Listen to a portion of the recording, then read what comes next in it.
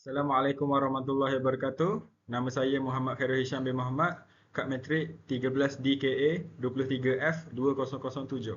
Nama saya Ahmad Khairul Fidaus bin Raslan, nombor matrik 13 DKA 23F 2009. Hari ini kami akan menerangkan tentang e-kempen keselamatan. Guna alatan dengan betul, nyawa lebih selamat. Untuk pengenalan, memastikan keselamatan pekerja sentiasa terjamin. Selain itu, setiap alat mempunyai fungsi dan cara pengendalian yang tersendiri. Kesedaran tentang kepentingan penggunaan alatan yang selamat perlu dipupuk dalam kalangan semua pekerja.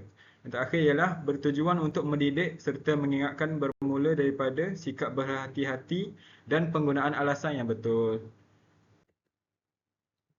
Objektif untuk kempen ini adalah yang pertama untuk meningkatkan kesedaran pekerja terhadap penggunaan alatan di tempat pembinaan. Kedua, untuk mengurangkan kemalangan yang berlaku di tempat kerja. Dan ketiga, memastikan semua pekerja memahami penggunaan setiap alatan yang digunakan. Seterusnya, sasaran kepada pendengar. Yang pertama ialah disasarkan kepada semua pekerja di tapak pembinaan, termasuk pekerja am, operator jentera, penyelia dan kontraktor. Menunjukkan risiko sebenar yang akan berlaku akibat penggunaan alatan yang tidak betul. Slogan guna alatan dengan betul, nyawa selamat akan digunakan bagi memastikan mesej kempen sentiasa diingati. Yang terakhir, elemen visual seperti poster keselamatan dan papan tanda amaran juga akan digunakan. Untuk proposal untuk minit musyarat kempen keselamatan tempat pembinaan, yang dalam itu ada tajuk musyarat. Untuk tajuk musyarat, guna alatan yang betul, nyawa lebih selamat.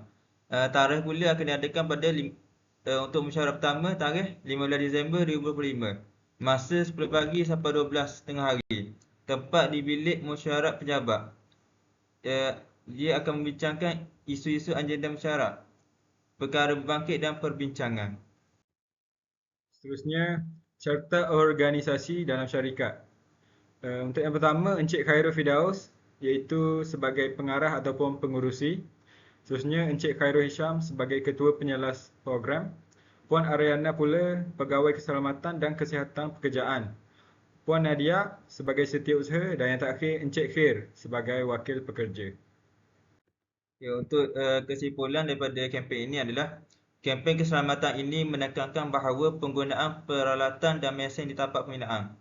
Selain itu, amalan keselamatan harus dijadikan keutamaan bagi mewujudkan persekitaran kerja yang selamat dan terjamin.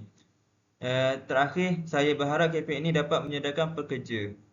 Terima kasih.